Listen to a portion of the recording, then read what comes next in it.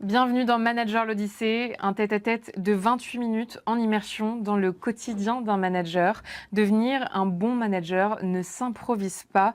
Dans cet épisode, j'accueille Mariam Khattab, directrice générale de Mosaïque RH, un cabinet spécialisé dans l'inclusion et la diversité au sein des entreprises.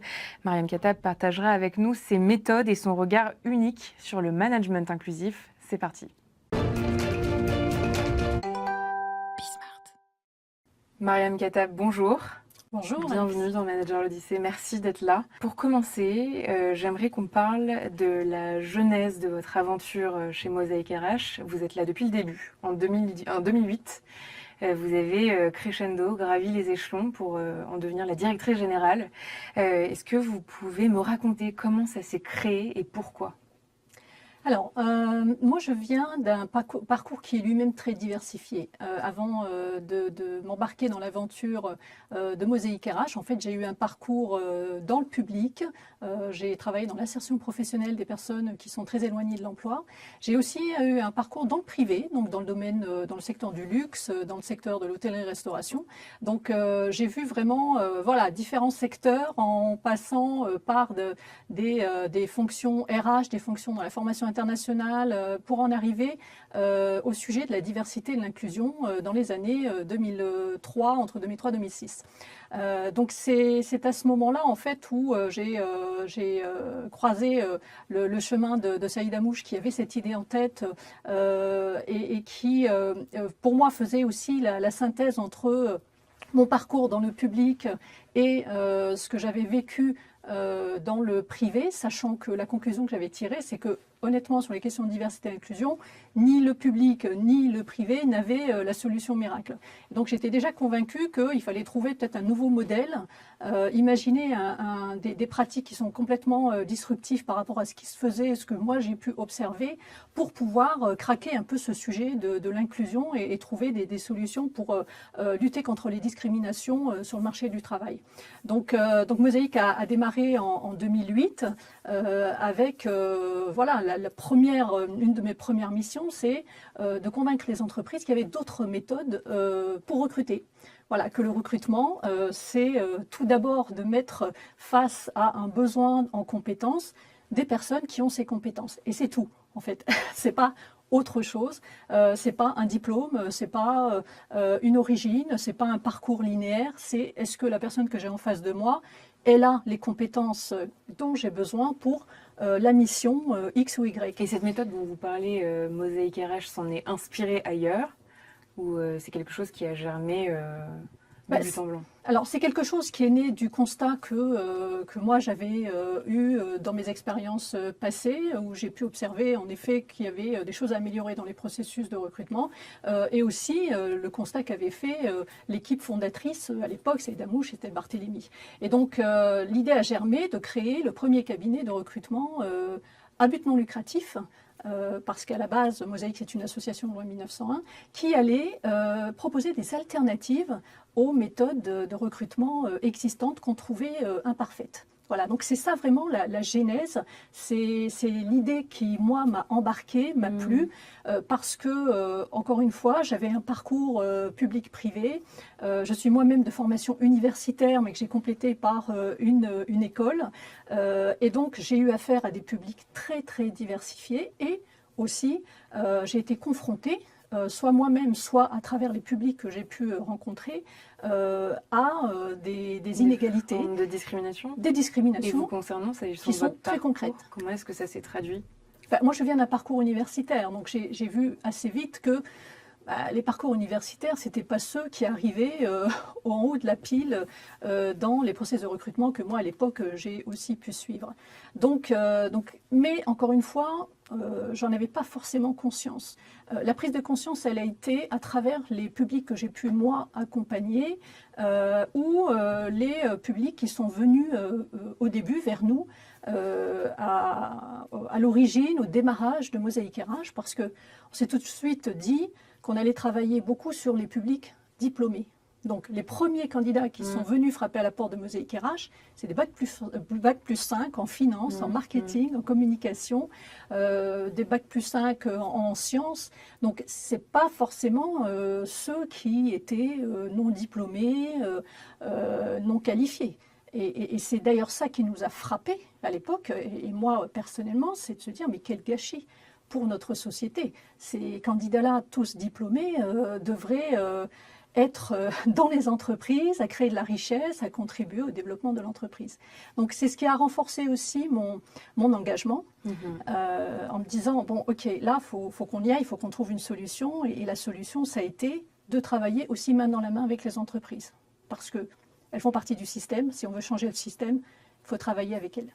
Et en termes de diversité et d'inclusion, vous les voyez évoluer, les problématiques qui étaient celles de ceux qui venaient taper à votre porte en 2000 et ceux qui viennent aujourd'hui? Qu'est-ce qui a évolué? Alors, côté entreprise, oui, bien sûr, ça a évolué, heureusement. Heureusement. D'abord, il n'y a plus de déni. Aujourd'hui, il y a tellement d'études qui ont démontré les discriminations, qui ont démontré qu'on avait tous des biais, qui ont démontré aussi que la diversité, ça amène aussi de la performance, de l'innovation, de la créativité, qu'aujourd'hui, honnêtement, il n'y a plus aucune entreprise qui peut dire je ne sais pas, je ne savais pas, ah bon, il y a de la discrimination. Donc ça, il n'y a plus de déni. Après, il y a aussi des entreprises qui ont vraiment pris des engagements aussi et qui ont mis en place un certain nombre d'actions. Il y a eu toute une dynamique qui a été lancée avec la Charte de la diversité, Claude Bébéar, dans les années 2005-2006, qui a permis à beaucoup d'entreprises, de prendre conscience du sujet, et puis de nommer des gens dans les entreprises pour s'occuper de ce sujet-là. Voilà. Donc il y a des entreprises avec lesquelles nous on travaille et qui sont très engagées sur le sujet. Là où il reste encore du boulot, c'est sur la transformation. Voilà, la transformation, l'impact, les résultats. Parce qu'on peut avoir une volonté de faire, mais si ça ne se traduit pas en résultats concrets, on crée de la déception en interne parce que les gens, les collaborateurs voient que l'entreprise affiche des valeurs, mais finalement, c'est ce qui domine aujourd'hui. Tout le monde se ressemble encore. Et puis ça crée aussi une dissonance à l'externe parce que on affiche encore une fois des valeurs, une certaine politique, et puis l'image de l'entreprise finalement ne change pas tellement. Donc ça crée de l'incohérence et en interne de la déception. Et pour répondre à votre question qui est est-ce que ça change? C'est ça? Oui.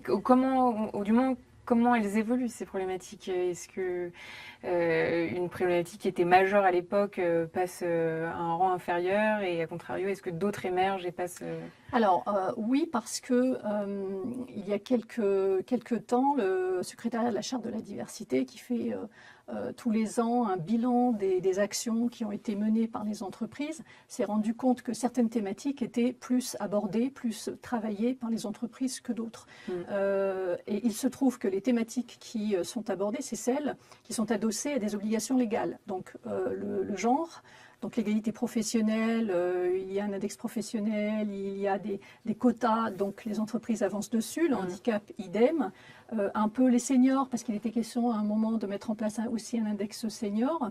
En revanche, sur l'origine sociale, l'origine socio-culturelle, là c'est là où le bas blesse, c'est-à-dire que c'est un peu le parent pauvre des politiques diversité-inclusion.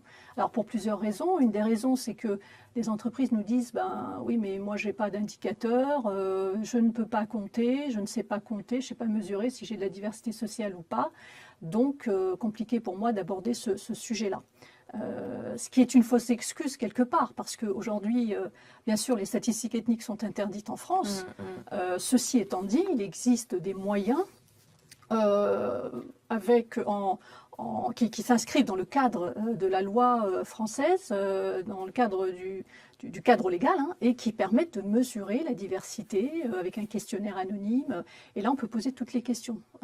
Donc, on peut recueillir des indicateurs, des informations sur la représentativité de l'origine aussi ethnique et sociale dans l'entreprise. Et vous concernant, parce qu'on est là pour parler de vous en tant que manager, comment est-ce que vous vous assurez que vos méthodes soient cohérentes avec votre mission d'inclusion? Alors, c'est vrai que c'est un très bon point parce que la notion d'exemplarité, de cohérence, elle est très importante quand on parle de ces sujets-là et quand on les porte. Ça vaut pour moi, je pense que ça vaut pour tout dirigeant qui veut porter le sujet de la diversité et de l'inclusion. Donc, moi, personnellement, mon parcours m'a forgé aussi une vision du management qui est la plus inclusive possible parce que moi, je suis aussi issue de cette diversité-là. J'ai eu aussi un parcours qui m'a fait prendre conscience que au quotidien, si je défends des valeurs, si je défends un recrutement inclusif, je suis responsable du fait d'embarquer mes équipes sur la question du recrutement inclusif. Donc au quotidien, ça veut dire que je demande à ce que dans les recrutements, on ait une représentation de la diversité, qu'on ait une parité dans les shortlists, au moins dans les shortlists. Ça veut dire aussi que je me sens responsable d'instaurer un cadre de travail le plus inclusif possible. Alors, c'est pas toujours facile, hein, j'en parlerai tout à l'heure, mais en tout cas, de l'afficher et de faire en sorte que ça puisse aussi être porté par les managers de proximité, c'est très important pour moi au quotidien. Aujourd'hui, moi j'ai des collaborateurs, je ne peux pas leur dire vous laissez votre vie privée chez vous et quand vous êtes en entreprise, vous êtes juste des petits robots au travail. Ce n'est pas concevable. Moi-même, je suis maman de 2 enfants, donc je ne me vois pas faire une scission entre ma vie privée et ma vie professionnelle. Et je ne veux pas le faire parce que je pense que ce n'est pas source de performance. De dire à quelqu'un, tu oublies tes problèmes, tu les laisses chez toi. Plusieurs études ont démontré que les collaborateurs qui se sentent inclus dans leur organisation et reconnus et dont on fait attention à leur situation personnelle sont 50% plus engagés que dans les autres organisations. Et moi, ça me paraît tout à fait normal. Donc, ça veut dire qu'au quotidien, je fais passer les messages aux managers de proximité, je fais en sorte que les recrutements soient représentatifs de la diversité. J'accorde beaucoup d'importance aussi à l'écoute. Moi, je suis persuadée, et c'est ma vision des choses, que beaucoup de choses passent par l'écoute. Et que c'est en ayant une écoute active qu'on peut avoir une action adaptée. Et écouter, c'est forcément apporter des solutions? Pas toujours, non, c'est pas systématique, mais au moins prendre en compte. Prendre en compte la situation, considérer la personne dans son individualité aussi. Chacun a sa vie, chacun a, bien sûr, la personne fait partie d'un corps social dans l'entreprise, mais aussi, elle fait partie aussi d'un cercle familial, d'un cercle amical. Et donc, c'est important au moins d'accorder du temps aux collaborateurs, donc de le prendre, ce temps-là. Et moi, je prends le temps. Parfois, j'ai des longues conversations avec mes collaborateurs. Donc, ça prend du temps, ça prend beaucoup d'énergie. Mais pour moi, c'est important parce que j'ai besoin de comprendre, bien sûr, comment ils travaillent, mais aussi s'ils ont des difficultés. Parce que si on ne comprend pas les difficultés des collaborateurs, eh bien, pour moi, c'est aussi leur performance individuelle qui va en être affectée. Et puis, leur bien-être aussi au sein de l'entreprise. Donc, encore une fois, c'est pas toujours facile parce que il faut dégager du temps pour le faire. Et plus l'organisation est importante, et plus on a de collaborateurs, et plus c'est important d'avoir des bons relais aussi qui vont avoir la même approche et des managers de proximité qui vont eux aussi être à l'écoute. Et puis, deuxième point, c'est aussi compliqué de tenir compte de manière exhaustive des individualités de chacun. C'est-à-dire que tout le monde ne parle pas facilement de ses problèmes, tout le monde ne partage pas son insatisfaction. Chacun a des situations différentes. Donc, c'est pas toujours facile de tout couvrir en tant que manager. Est-ce que c'est une problématique qui s'accentue quand on est dans une entreprise inclusive ou qui se veut, en tout cas, référente en termes d'inclusivité? Alors oui, bien sûr, d'autant qu'on a une activité de conseil. Donc en fait, on conseille aussi les entreprises sur leur politique diversité et inclusion.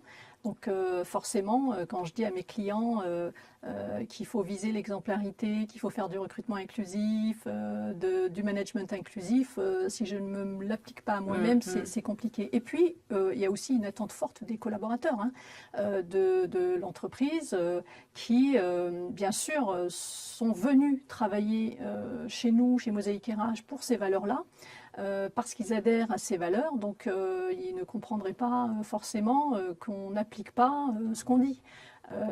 Et c'est pour ça que quand on est, quand on est en séminaire, quand on est en réunion, c'est des questions qui viennent assez naturellement et c'est normal. Parce qu'on est pris aussi par le quotidien, on est pris par les enjeux avec nos clients, on est pris dans l'opérationnel aussi. Hein, et c'est une vigilance du quotidien, vraiment. Ouais. Et c'est pas parce qu'on s'appelle Mosaïque qu'on est super parfait. C'est ce que je dis aussi à nos clients. L'inclusion, c'est un effort du quotidien. Ça, faut le savoir, faut l'intégrer, et c'est un effort sur la durée. Donc ça veut dire que voilà, on a des biais nous au quotidien, on a nos situations familiales qui peuvent venir nous biaiser.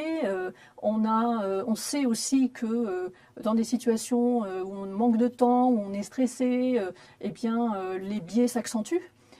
Et ça, quelles que soient nos valeurs et quel que soit notre niveau d'engagement. Donc ça veut dire qu'il y a une vigilance à avoir. Et c'est pour ça que c'est important que l'inclusion soit quelque chose qui soit partagé, bien sûr, par le dirigeant et porté par le dirigeant, mais surtout partagé par un maximum de personnes dans l'organisation. Parce que le jour où il y en a un qui sort un peu entre guillemets, du droit chemin, sans jugement vraiment de valeur, oui. Ben, voilà, qu'il y ait d'autres personnes qui soient là pour dire attention, là, peut-être qu'on a mal agi, peut-être qu'on aurait dû faire autrement, peut-être que... Voilà, et d'avoir ce niveau aussi de confiance et d'écoute entre l'équipe dirigeante et les collaborateurs, d'où le rôle des CSE qui sont super importants pour moi sur ces questions-là, chez Mosaïque, mais dans toute organisation.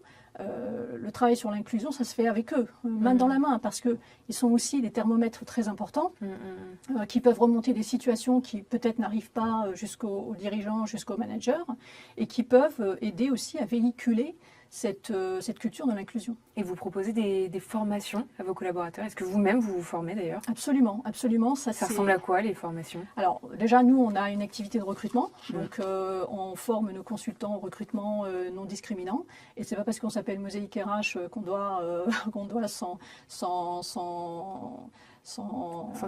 affranchir, c'est le mot que je cherchais, s'en affranchir, parce qu'encore une fois, on a tous des biais, on accueille de nouveaux consultants régulièrement. Donc, important qu'on soit, nous, non discriminants, et qu'on soit en capacité de conseiller nos clients sur ces questions de recrutement non discriminant. Et puis, en dehors des équipes de recruteurs, on forme en fait toutes les équipes à la diversité, à l'inclusion, au sens large, aux fondamentaux. On forme aussi nos managers, très important de former les managers, parce que ce sont les chevilles ouvrières aussi dans l'organisation. Quand on parle d'écoute, moi, je ne peux pas avoir les échos de toutes les équipes. Et c'est pour ça qu'on a des managers dans les organisations et que j'en ai chez moi. C'est que le manager, il est aussi près de ses équipes et on a besoin qu'il développe aussi un management qui reflète ma vision, un recrutement, un management inclusif. Et donc formation régulièrement sur ces sujets-là. Et quand on est un manager inclusif, on apprend à gérer les questions religieuses aussi? Oui, on y est confronté, bien sûr. Bien sûr. Ça passe par des formations également? Également. Donc dans les formations recruter non discriminé, on rappelle le cadre légal, on reparle des critères de discrimination. Les convictions religieuses font partie des 26 critères de discrimination. Et plus que ça, on parle aussi des situations auxquelles on peut être confronté, soit nous directement dans nos recrutements ou avec nos équipes, soit celles de nos clients. Parce qu'on est aussi souvent questionné sur ce point-là. Et quels ajustements, parce qu'ici on est dans le pratique, dans le concret, on donne des conseils à ceux qui nous regardent, quels ajustements un manager doit-il faire pour garantir, que l'inclusivité soit naturelle ou en tout cas tende à ce qu'elle le devienne sans qu'elle soit perçue comme un simple, objectif de conformité? Alors déjà, il y a un premier point, il faut qu'il soit formé. Voilà, il faut que lui-même soit formé parce que il y a des organisations, il y a beaucoup de promotions internes où les gens deviennent managers, mais sans forcément être formés, juste parce qu'ils ont plus d'expérience. Donc c'est très bien, ça peut faire aussi de très bons managers, sauf que manager, ça ne s'improvise pas. C'est ce que vous disiez en introduction. Et Certains le pensent, en revanche, que ça s'apprend sur le tard. Ça s'apprend, mais disons que voilà, ça s'apprend. C'est-à-dire qu'il y a des techniques et c'est bien d'être formé sur le sujet pour ne pas faire d'erreurs. Après, chacun va développer son style de management, ça c'est vrai. Chacun va avoir sa personnalité. En revanche, il y a quand même des techniques. L'écoute active, le feedback. Vous avez des managers qui sont bons, mais qui ne savent pas faire de feedback négatif. Ça les gêne énormément de dire à quelqu'un qui n'a pas atteint ses objectifs ou qui n'a pas fait les choses comme il aurait dû les faire. Et inversement. Et inversement, exactement. Donc, sauf que le feedback négatif fait partie de l'acte managérial. Et c'est extrêmement important qu'une personne sache ce qu'on attend d'elle, ce qu'elle a fait de très bien et ce sur quoi il faut absolument qu'elle progresse. Donc ça s'apprend, donc ça veut dire qu'il faut être formé sur le sujet. Deuxième point qui est très important, c'est aussi de se fixer ses propres objectifs. C'est-à-dire que pour être manager inclusif, eh bien, par exemple, on sait que ça passe aussi par le recrutement de ses collaborateurs et de son équipe.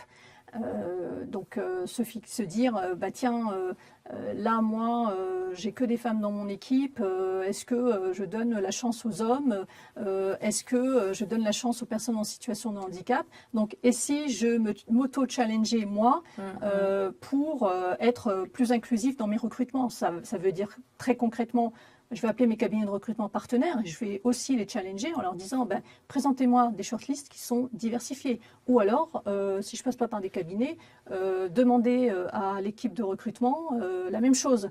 Voilà, donc c'est des choses qui sont très concrètes. Autre point, et c'est là où la formation elle est importante, c'est d'être aussi capable d'intervenir et de poser un cadre quand il y a des situations de discrimination ou quand on vient vous rapporter des situations de discrimination.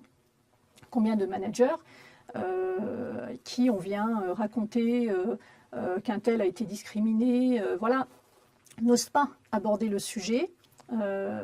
Par peur aussi peut-être de ne pas savoir s'y prendre, d'où l'importance de la formation. D'où l'importance de la formation, ne pas savoir quoi répondre, ne pas blesser telle et telle personne, ou alors, pire, c'est la situation la plus difficile, c'est... ne voit pas où est le problème. Ne voit pas où est le problème. Voilà.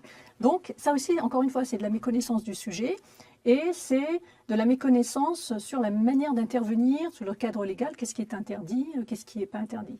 Sauf qu'en face, vous avez des collaborateurs qui vont aussi juger le manager sur sa capacité à poser un cadre clair et à intervenir sur ces questions-là.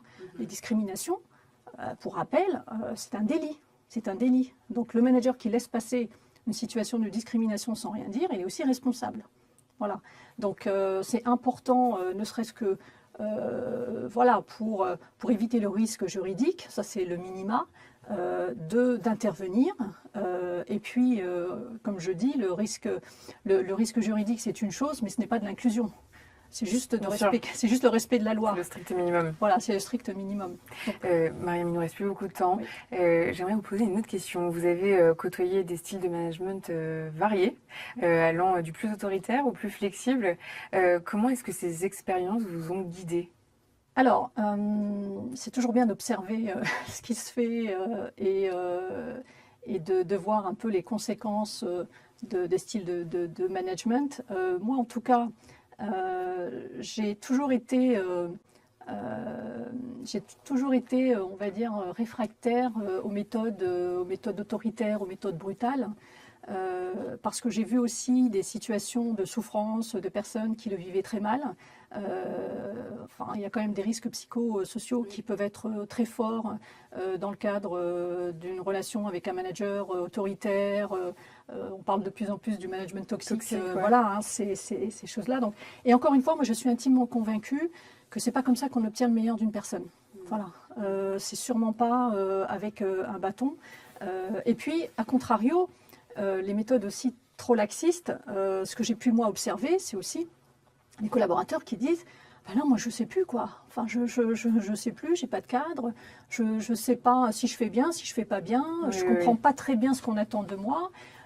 Donc, je pense que, en tout cas moi, ça m'a forgé la conviction suivante, c'est que c'est important de poser un cadre et que les collaborateurs ont besoin de savoir quels sont leurs objectifs et quel est le cadre dans lequel ils peuvent évoluer. Mais en même temps, on a de toute manière une génération qui arrive dans les entreprises et qui veut de l'autonomie, qui veut pouvoir exprimer sa créativité, qui veut pouvoir évoluer dans un cadre assez flexible en termes d'organisation du travail.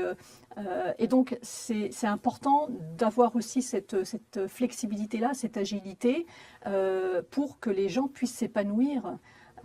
Donc voilà, moi je... C'est ce que vous appelez la voie du milieu. Voilà. C'est comme ça que vous définissez votre style de management. Oui, parce que moi j'aime l'équilibre. Voilà, je cherche toujours les points d'équilibre dans une situation avec mes clients, avec les collaborateurs, avec ma direction aussi.